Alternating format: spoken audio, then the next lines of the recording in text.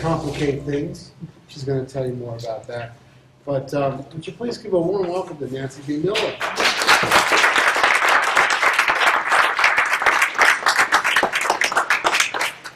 Wow, thank you so much, everybody. It's a pleasure to be here, and this is a much bigger group than I was expecting. So if I'm not loud enough, just tell me, because I'm not a real loud talker. I have to project. So thank you for coming, and I guess we'll talk about some of these things later, but I brought some samples of my work, watercolor and oil, and some samples of my writing in magazines and what have you if you want to lead through. I wasn't really sure what to expect. This is really nice. So I guess I'll just start, and stop me if you have any questions. I'm not sticking to a strict agenda here. Let's see. So I guess you could say, let's see, this way, it's Art Life. I couldn't think of a title for my life, so that's actually a strange thing to do. Try to think of a title for your biography, and it's actually way harder than you would think. So you could say that everything started at the Art Students League of New York City, which is where my parents met. Taking night classes. My mom was a nurse and my dad was a commercial artist, and they met taking night classes at the Art Students League, and they went on painting trips together before they got married, and it all worked out. So, I loved living, and I grew up in New York, so I loved living in Manhattan. That's my grandfather, and that's me being Batman. And I had a lot of imagination even as a child. It was a really fun place to grow up. My parents, who were art lovers and artists themselves, took us to the museum all the time. So I feel like we grew up near the cloisters, which is part of the Met, really close. So we went frequently and played in the area, and also looked at the art. It almost felt like an extension of our home, like this is my place. And the Met also, the Metropolitan Museum of Art. So I just grew up looking at a lot of art. But my parents would not let me go to art school, so I ended up going to Penn. There was a lot of pressure brought to bear to go to an Ivy League school, and I chose Penn. I thought that the art program there would be really great, but it turned out not to be so good for what I was interested in, but it was still a wonderful school, and it had this great Furness Arts Building, which is beautiful in itself and filled with art books. And I also worked at the Institute of Contemporary Art as a work-study student, which is right next to this building. And back in the old days, it's in a new space now. That was a really great art education, too, even if it was sort of peripheral and not like, here's how you put this line in. So that was good. I worked at the Daily Pennsylvania because I was an English major, so I was a writer. And I always joke that I picked the one career even less lucrative than painting, which is poet. My poor parents. My parents were just like, what happened? So I really feel bad for them more now that I'm older. At the time, I was like, you would have been an Ivy League poet. I was an Ivy League poet, and I have the $5 in my bank account to prove it. I still write poetry, but I don't pursue it. But I always liked to write. When I was a kid, my first dream, always my thought was, I'm going to grow up and draw and paint, and write, which is what I do. So that kind of worked out, strangely enough. Then after graduating from Penn, probably many of you have gone through different career shifts in your life, and as did I. So for a year and a half, I tried to be a social worker because I had become inflamed with, revolutionary fervor. I wanted to quiet revolutionary fervor. I wanted to help people. So I felt like that was more important than art was self-indulgent, and I should be out there helping people. So I tried that for a year and a half. I had two different jobs on the front lines, so to speak, in Philly. And I just really got very sad, and it was too hard for me to do 50 hours a week. It's something I found I can do this a little bit, but I can't do it full time. And I totally honor people who can. It's so hard. I just have too thin a skin. So I was sitting there thinking, now what? I've got this expensive degree, loans to pay back, and I'm not painting much. And then my husband, actually he was my boyfriend at the time, we're still together, he's my husband now. He was so sweet, and he said, "Oh, you're so depressed. Let's take an art class to cheer you up, and we'll go to the Fleischer Art Memorial together and take a class." It was really very sweet.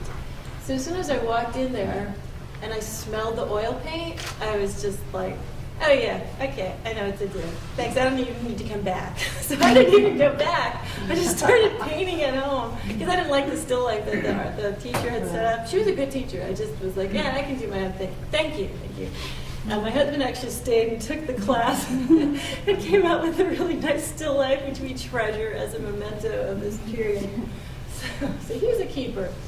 So it was sort of mid-year, and I wasn't sure what to do. I just knew I wanted to quit my job, and I applied to Tyler, and I got in. So I went to Tyler starting in January, which is in the middle of the semester. And although Tyler is an excellent school, and there's nothing wrong with this. This was very cool and fun, but this is the kind of thing people were doing there. And I was really looking for some more skill-based instruction, so I felt like it wasn't the right fit for me. So then I was like, all right, I'll try one more time. And I applied to the Pennsylvania Academy of Fine Arts, which actually everyone at Penn had said, "Oh, don't go there. Oh my goodness, it's so stodgy and terrible." And of course, it's really not that way, but that was the reputation. And it was actually the perfect fit. I was so happy. That's me being happy. My alter ego. And I did a lot of large figurative paintings and still lifes, and that's in the cast hall there, which is so beautiful if you've ever gone to Pennsylvania Academy. I just love Papa. It was just the right place for me. Here's graduation day.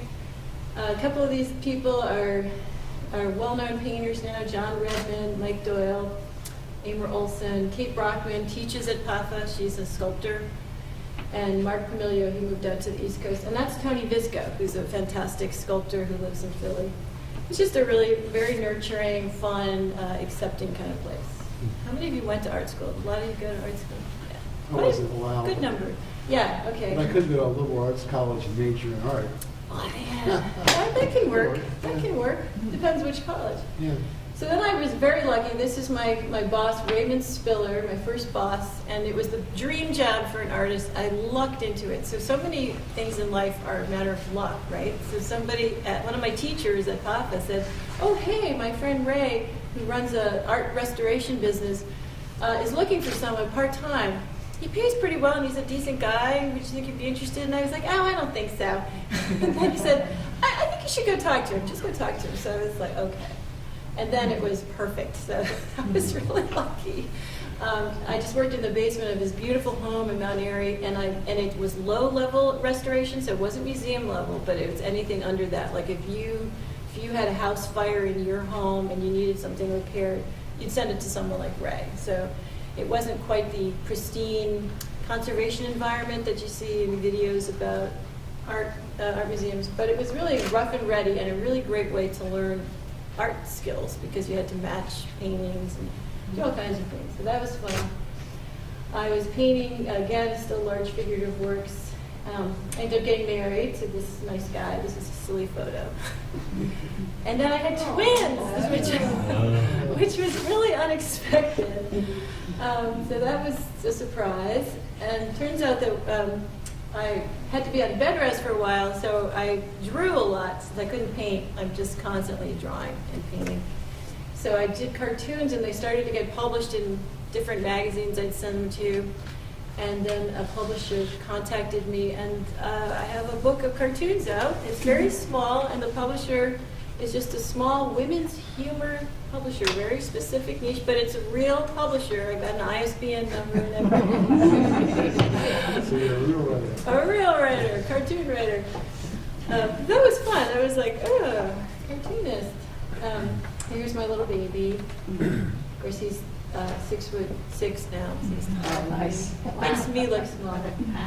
I kept painting during this whole time, even though I had kids. I think part of it is your personality, and I'm somebody who can paint in a small period of time. So I work on lots of pieces, and I'll run in if I've got 40 minutes or half an hour, and I'll do a little work, and just make sure I stick my brushes in oil or something, and then I can exit and do other things. But some people need longer, uninterrupted periods of time. But because I could do that, I was able to keep working even though I had 3 small children and work around their schedules, their naps and doctor's appointments. So I was still showing work I was also, here's another lucky thing, I got one of my classmates at the Pennsylvania Academy of Fine Arts opened a gallery and invited me to be in it. So I immediately had this stroke of luck that I didn't even know how lucky I was. I mean, I do now. Because it's very hard to get that first gallery. And once you get a gallery, it's easier to get other galleries and things. So that was lucky. Here's, I started painting my children and their friends. Showed a lot. And then I should mention that one of my twins has severe autism, what used to be called Connors syndrome, back before autism was a word. He's the one on the right, Henry. And he doesn't speak, he's nonverbal, and he needs constant supervision. And we tried everything, you know, all the diets and vitamins, and you could probably not name something we've tried. We've tried everything. How about art therapy? He doesn't like art therapy, which is a blow to my heart. How old is he? He's now, the twins are now 25. Ooh. No, and my baby is 21. He's going to graduate from college this year. So time moves quickly, as we all know. But I love painting them, so I'm hoping they don't wait too long to start families so I have more kids to paint. Selfish art reasons. Anyway, so Henry has severe special needs, and that really was a challenge, as you can imagine. I sure wish it hadn't happened that way, because it takes a lot of time, and I had to focus, and gladly, but it takes a lot of time to focus on that. And as it turns out, one of my brothers also has a special needs child. He has a kid with Down syndrome. His wife is older, and they had a kind of typical situation. And wonderful boy, Michael. But my brother went to the Met. We all still go to the Met all the time because we feel like it's our living room. It's kind of stupid growing up in New York. He went to the Met. He saw this painting, and it's from the 1500s.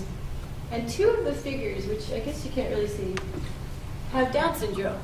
And they're just included in there completely naturally. And what I've read about it is that they believe that the guy just was painting his family members the way we all do, or neighbors, and just, oh, I need a cute kid, here, stand here, and painted him. So the kid is not spotlighted like, here's someone with, you know, an issue. It's just included very naturally in this beautiful scene. And I was so struck by that. You can see the kid there. And there's one of the angels also. It's probably the same kid. I was so struck by how naturally he was folded into the whole situation that, and I had been thinking about my own son and how I really disliked this kind of, here's this noble hero who has special needs. It's just a person, you know, everyone has challenges.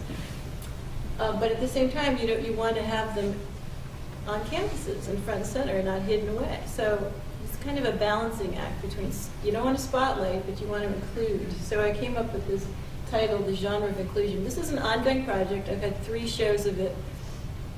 And inclusion is a term used in special education. Probably some of you know about it. It just means including people with special needs in regular classrooms. Whether or not that works for everybody in regular classroom situations, I think it could work in art. So that's what I'm trying to do.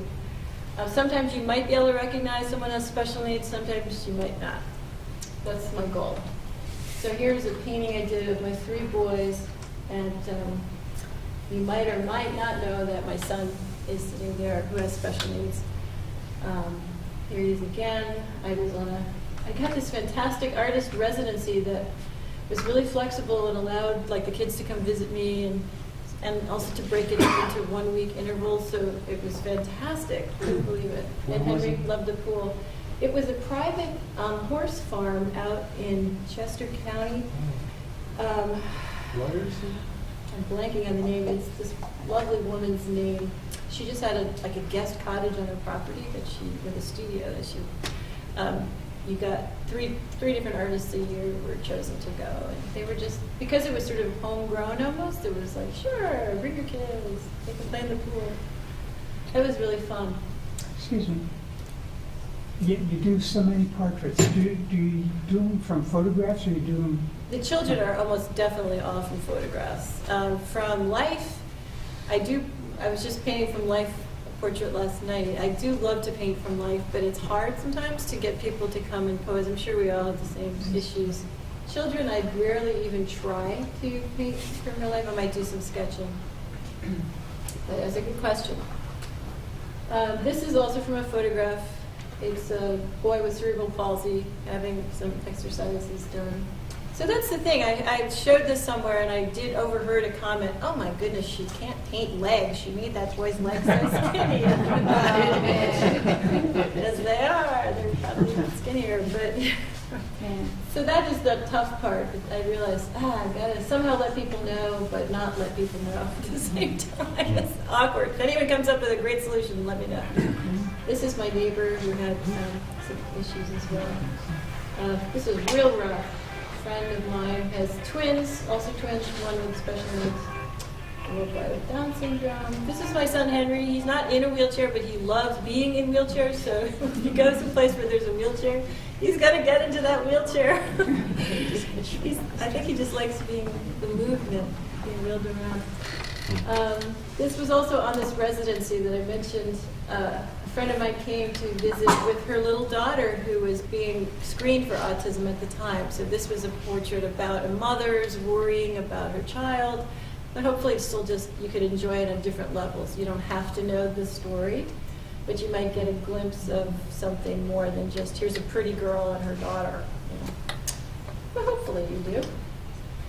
Here's my friend and her daughter at the opening. And I do a lot of paintings. It was very, very meaningful to the families. So a lot of the families whose children had posed for me came and were just so excited to be up on a wall and to feel validated that way. So that's an unexpected benefit of this project. I hadn't really thought so much about the families, but it's a big thing for them. And then a publisher contacted me about doing some book illustration, and I was happy to do it. That was fun. So I'm still painting this is one of my kids. And although he doesn't have autism, they put on this a cover of an autism magazine. But that's kind of funny.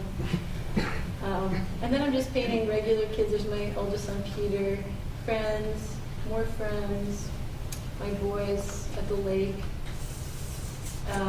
This is just one of my sons that ended up in the New York Times because it was in a show in, so many things are just good luck. So I was in a show in New Jersey, and the publicist for the art center there put it out there, and someone from the New York Times said, oh, and stuck it in their art weekend section. So I was like, Pretty cool. yeah, it was cool. I mean, that was it. They didn't contact me.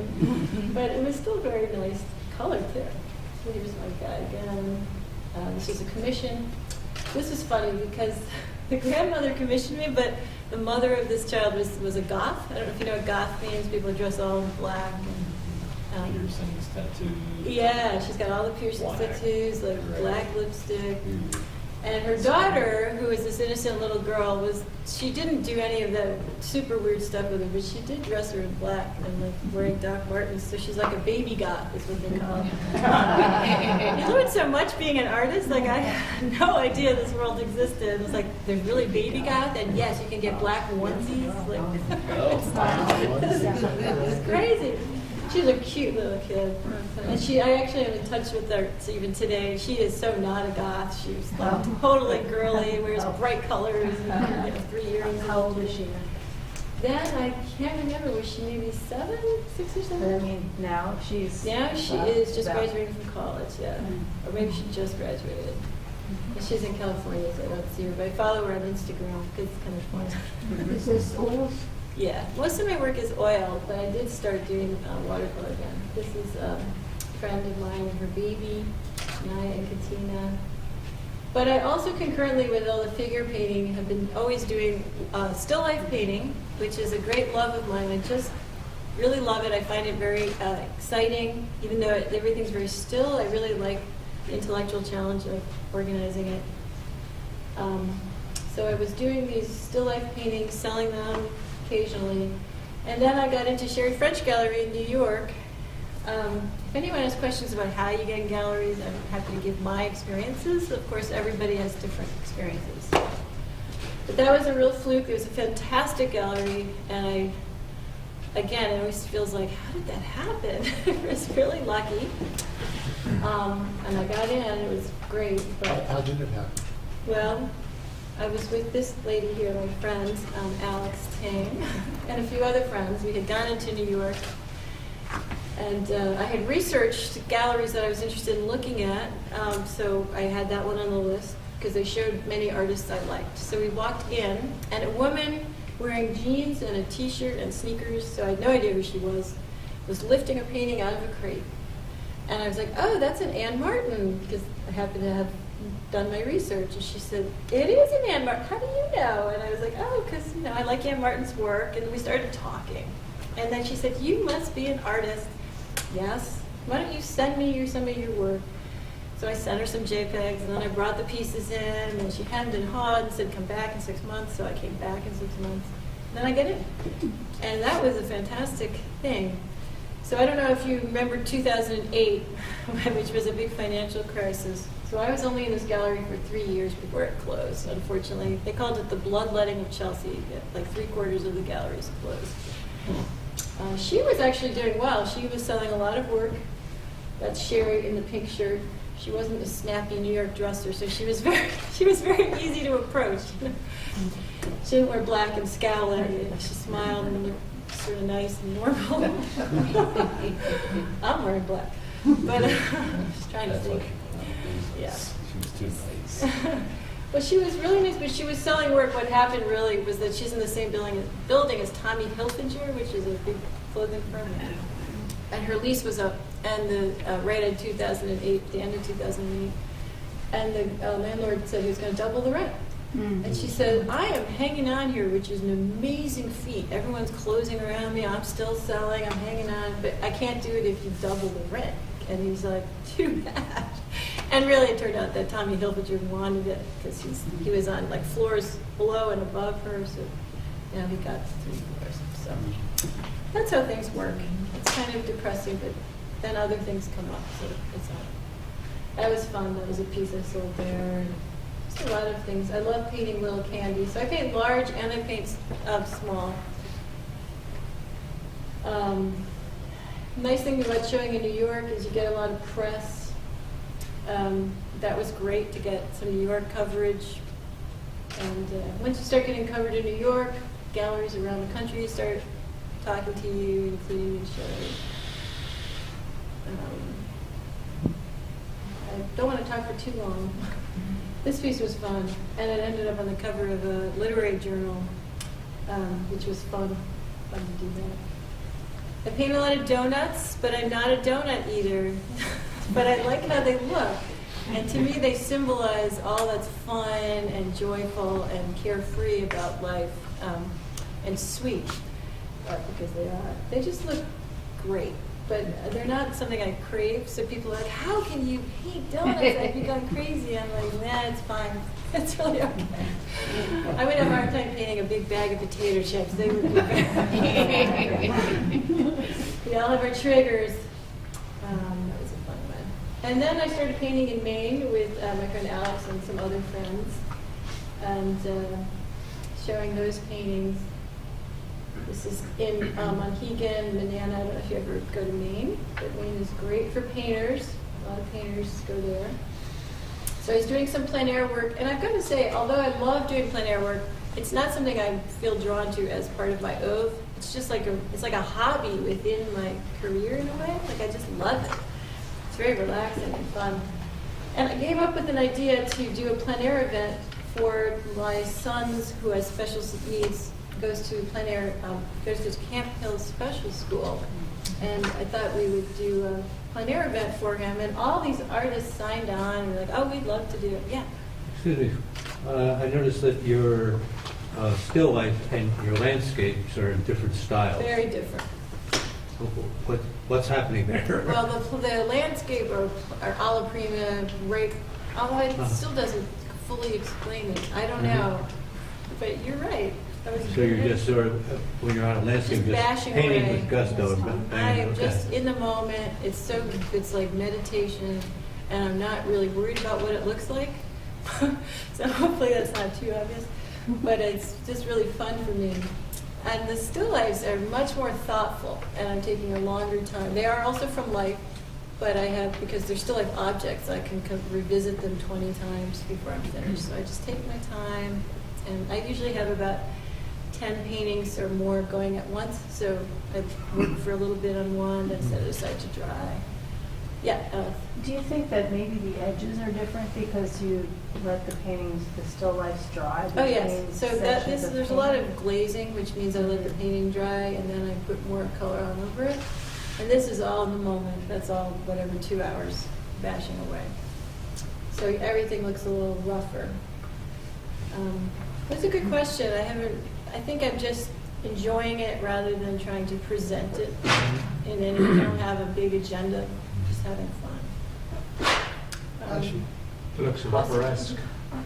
And I love Hopper, so maybe that's part of it as well. Do you have a mantra in your painting? A what? A mantra? A mantra? No. Oh, I think yeah. I'm just thinking, this is great. Wow, this I'm is able to do fun. this. I'm able to do this. I am so privileged. This is awesome. I have, not that, who cares about me, but my mantra is paint with gusto. Oh, okay. And every once in a while, because I do landscapes, I'm out there and I'm really going crazy, and I realize that I'm painting with gusto. I'm kind of like in the moment, and it's Yeah, just that's the not state sure I'm who's doing the trying to painting. reach in painting. Yeah, that's I encourage everyone to get a mantra. Okay, the mantra that works. To me, I think just getting into it is the mantra, but I could try getting myself in faster in some way. So this was at Beaver Farm, which was attached to my son's school, and they needed to raise some money, so I just asked people if they would contribute their time, come out and paint. It ended up being like the most fun thing ever. And although I had gently begged people to join, like, oh, would you mind if I asked you? And then people were mad at me for not asking them because it was just, I had no idea it would be so great. So we showed the work at Rosenfeld Gallery, which is a wonderful Philadelphia gallery. And he took a small percentage, very small percentage, and that was really great. So here's a few paintings I did of this. I was looking around for other people's work. Some people did just the most magnificent paintings. But that's not far from here. And everything seems to lead to everything else. So I was writing press releases and stuff about that event. And this was in American Artist magazine. And basically, even though they didn't give me a byline, I wrote that. So I found if you write a really good press release, they'll just print it. And they don't say written by the person. They just say, saves me the trouble. And they just print it. So even though there's no byline, I've been an American. And it really was just, I'm so grateful to everyone who worked in this with me. It was a fabulous event. But because I started doing that, I started thinking, well, maybe I could write for actual magazines. I do have an English degree and I write a lot. And this friend of mine who's sitting here and I were sitting around complaining, like artists do, how come no one ever writes magazine articles about us? I think someone we knew had just had a magazine article written about them and we were jealous. So we were like, how come that doesn't happen to us? And we were grouching away and then we both were like, you know what, we're both published authors. We could probably write our own articles. So we just like, duh.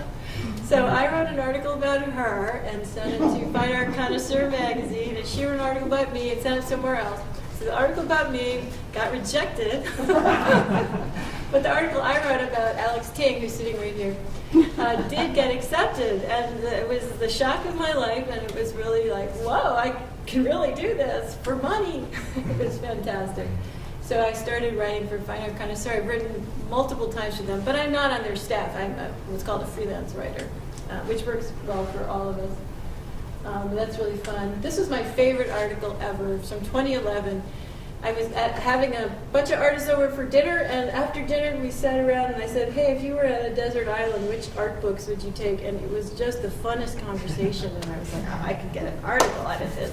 So and when I sent it to the editor, he was like, oh, I wish I'd been at that dinner party, because it was really fun. And then I also expanded, and I called famous people up and asked them, and that's really fun. I said, I'm ready for Fine Art Connoisseur, Mr. Close, what do you think? And people are happy to get their name in front. It was just a lot of fun, and I got some really good book tips too. So this was a really involved article I wrote. It's actually 5 pages long about Philadelphia as an art mecca. That was a really very tiring article to write because I had to get everything correct, but it was fun. And this is my most recent article, which is in the current, I don't know if anyone subscribes to Fine Art Connoisseur. This is the current issue, and it is in here somewhere. I'll let you look for it later. So that is a lot of fun. Oh, and this is also current. I have a piece in something called, I don't only write for Fine Art Connoisseur. This is in Paper Brigade, and I was asked to interview 2 fantastic illustrators.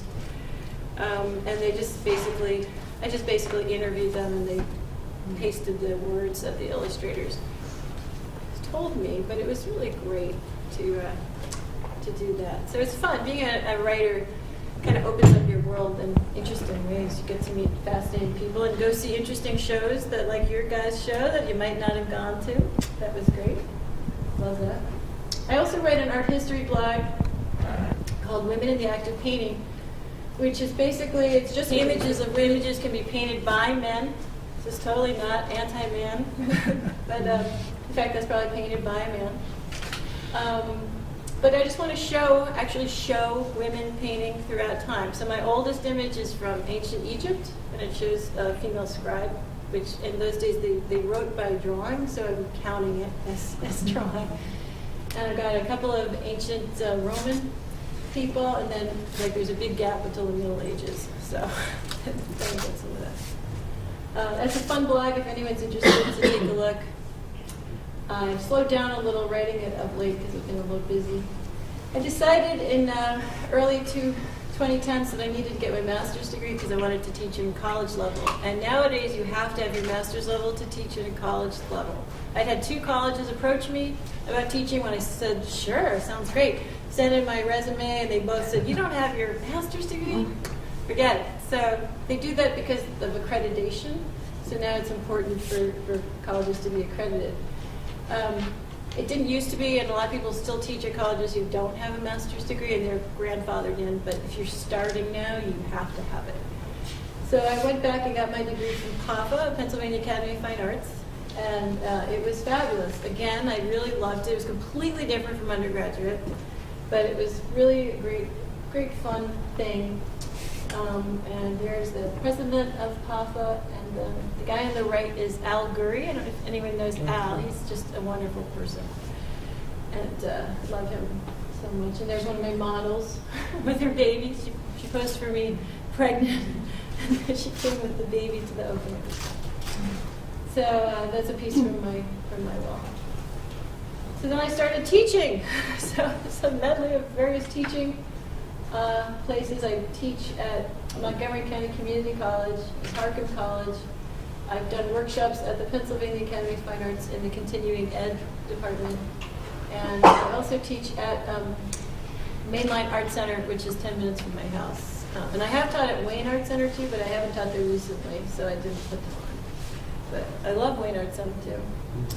I started getting more into watercolor because I'm teaching watercolor now. So it's kind of, I always could do it. My father actually was an excellent watercolorist, and I always liked watercolor, and I had some excellent teachers at the academy, but I kind of let it slide. There wasn't a lot of time in the day. I had children, and I was just concentrating on oil painting, because that's enough. Like, that's already too much, right? But then they hired me to start teaching watercolor, and I was like, I guess I better brush up on my skills. And I really love it, and I forgot how much I loved it. And as a child, I did almost all watercolor, and it was just so great. So it was fun, and it was fun to very quickly win a big prize in watercolor, a Philadelphia prize, and that was really great. And this is my most recent show. It's a one-person show that's a gallery that has 3 different rooms. You know Gallery 222. It's a great gallery. And I was in the middle room showing with 2 other lovely, wonderful artists. But it's like a one-person show. So I had, I think I had these 2 pieces in the show, the still lifes. It was mostly small still lifes. So I'm still showing. And then here's my details. If anyone wants to look me up, there's all these different ways you can find me. Website, Instagram, art history blog, Facebook, and Twitter. So I feel like you kind of have to get it out there as an artist these days. What is the blog? I can't read it from here. It's my art history blog. It's www.womenintheactofpainting.com. I can send all the links to everybody, and Judy and Don. If you're interested, please follow me on Instagram if you're on Instagram. And I think that's kind of it. So yeah, that's it. And if anyone, But you have fun. oh, it's so fun. So fun to do the artwork. And there's different ways you can organize a plein air event. Mine was a non-prize event. It was just a bunch of artists, some of whom never even did plein air, coming out and doing work outside, and it was very fresh and fun. And that's what we want. And we have Peddler's Village. We have a lot of little places around here that we can kind of pull. But the plein air world is, there's a whole plein air world, as I'm sure you It's a know. magazine. Yes, and there's a certain look almost to the work that people who are really in the plein air circuit get. And it's a beautiful look, but clearly I'm not doing that look.